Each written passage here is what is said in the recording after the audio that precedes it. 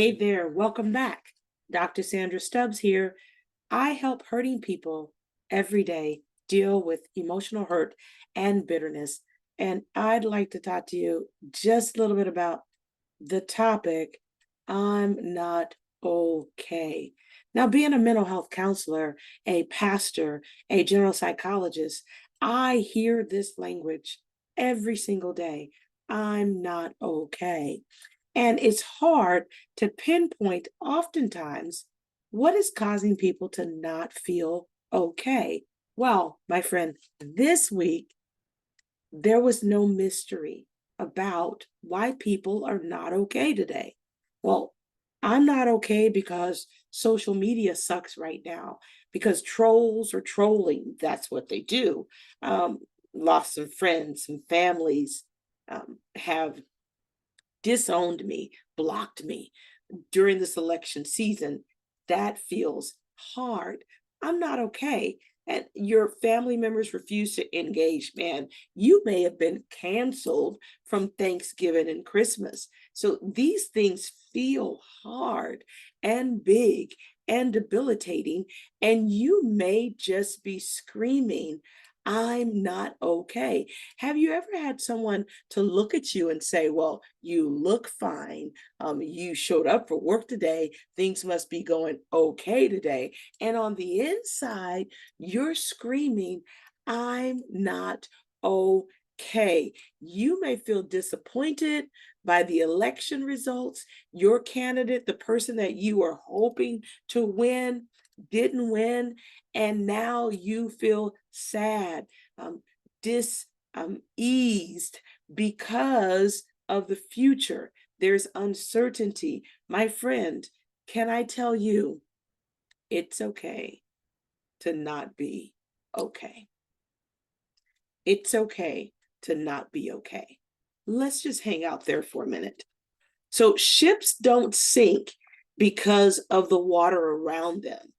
Ships sink because of the water that gets in them. So don't you let what's going on around you get inside you and weigh you down. I must admit, now this tension and this stress, it permeates the atmosphere through social media pages. It's as thick as government cheese, and I've eaten government cheese. That's pretty thick. The social media, the sadness, the disconcerted effort to try to make things work with one another is unfathomable. It's off the chain. And so the tension, my friend, is real. We've got friends becoming foes, and I beg to differ that many of these friends on your social media channel probably not your real friend. Right? Probably not. I'm just saying, just saying. Probably not your real friends. Your real friends that know you, that understand you, that either lived with you or have seen you in your highs and your lows, they know without you saying something. Maybe you've got that friend that you don't even have to open your mouth. Your lips, your facial expression tell the story. See, I don't have a problem controlling what comes out of my mouth. I have a problem controlling my facial expressions. Man, they speak louder than words can ever express. So the tension is real. Listen, let me just tell you a short story here. This is the story of the resilient farmer. Come on, tune in, listen in. Once upon a time, in a small village, there lived a farmer named Thomas. We're going to give him a disciple name, Doubting Thomas. We're going to give him a disciple name, Thomas. He was known for his hard work and dedication to his crops. One year, after months of diligently laboring, Thomas was excited to reap the benefits of his hard labor. One year, after months of diligent labor, Thomas was excited for his harvest, his most promising crop yet, a field of golden wheat that promised to yield a bountiful harvest. However, just days before the harvest, a severe storm swept through the village. The winds howled, the rain poured, and when it finally passed, Thomas survived, but he surveyed the damage of his crop. His fields were flattened. The wheat was drenched and ruined. Heartbroken, he felt as if his hard work had been in vain. Why even try? Why even keep doing this? As Thomas sat on his porch, contemplating his next steps, his head hung in his hands, an elderly neighbor named Martha approached him. She had seen the storm's damage and was devastated and saw the sense of despair that Thomas had on his face. And she gently said, Thomas, I know this is tough, but sometimes the worst situations can lead to the best outcome. Have you considered what else could you do? At first, Thomas was skeptical. What else? There's nothing left. There's nothing else. What else? What do you mean, what else? Thomas was skeptical. But after some reflection, he decided to take Martha's advice. I can sit here and cry tears in a muddy puddle, or I can choose to take a look at what I have left, consider why I even started this crop, and build again, begin again, stay the course. He began to clear the field, but instead of planting wheat again, he thought about diversifying his crops. He planted vegetables and herbs that were quick to grow and could be harvested in a few months. To his surprise, the new crops flourished. As word spread about his fresh produce, more villagers began to visit his farm. Thomas started selling his vegetables at the local market, gaining a reputation for quality and variety. Eventually, he expanded his farm to include fruits and flowers, turning what had been a single crop into a thriving agricultural business. Years later, Thomas looked back on that stormy day. He realized that while it was devastating in that moment, a hard setback, it had also been an unexpected opportunity to shift and to grow. Now, the storm forced him to rethink his approach and adapt, leading him to a more successful and fulfilling career than he'd ever imagined.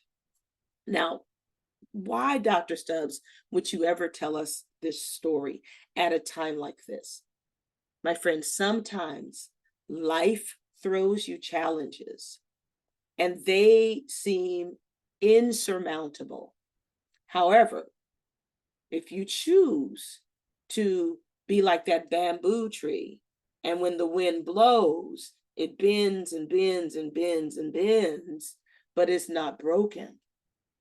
When that wind ceases, it springs right back up and says, what was I doing before I was rudely interrupted?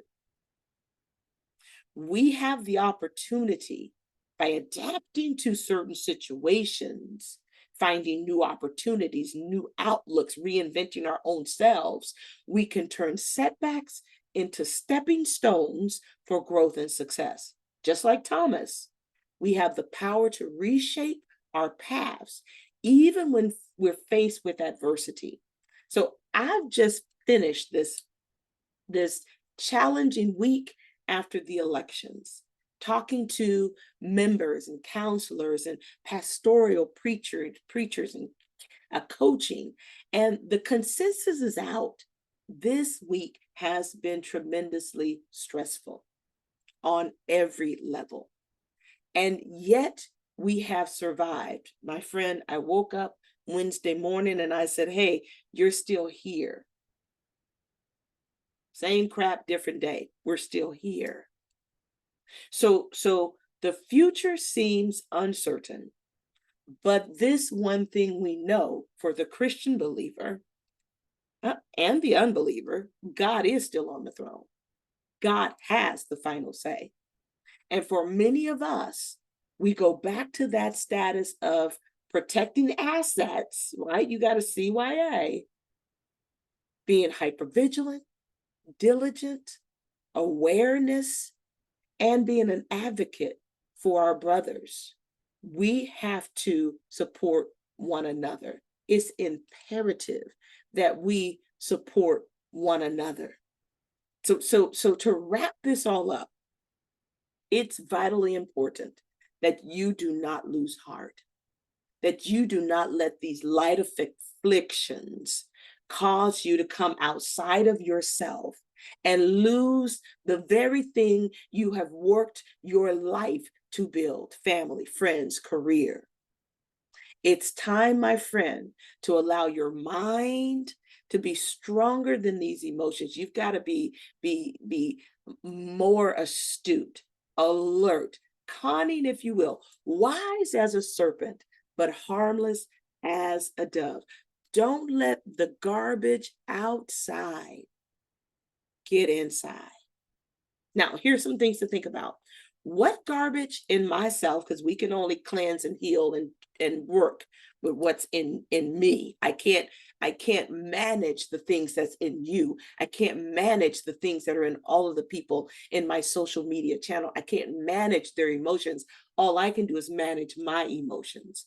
What garbage in myself has been exposed due to all of this foolishness that I need to clean it out? It has caused me to act out of character. Then get rid of that debris, clean it up. Get rid of the debris of yesterday. Choose not to harbor other people's mental junk. You got to choose to let that stuff go.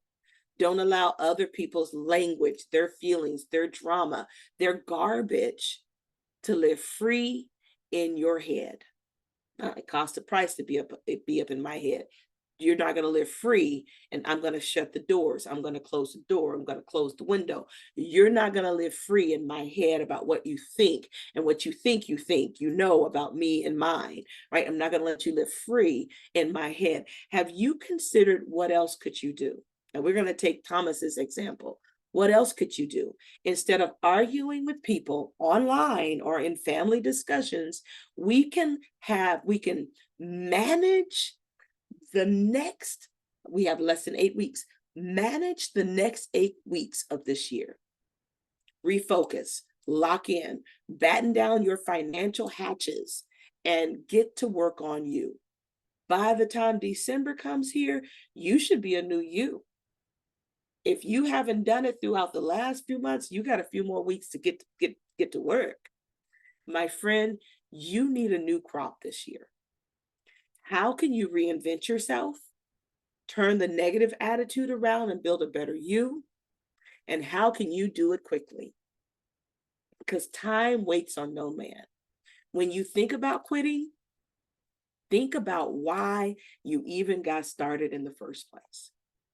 The ideas, the hopes that you leveraged to step up to the plate are still valid. The reason why you wanted to choose the person that you chose was because there was a cause. That cause is still valid. Now, how can I advocate? Those are still real reasons to stay the course. My friend, your life, your family's life, your sustainability overall depends on your ability to be diligent and fluent and take this curve. Now, the happiness of your life really depends on it. I know this is hard. I'm not okay is a good way to face the reality that things have changed. Things have changed, and I get to roll with the punches or get knocked out. It's one way or the other. So look at your own life and say, I've given all my energy to this election, all these posts, and I've been fighting this social media battle for months now. It's exhausting. It's wasting my time. I have been offended by family and friends, yes, but offense, which only creates a box for you to hover and hide in, offense won't stop me from moving forward. You've got to move forward. You've got to do it.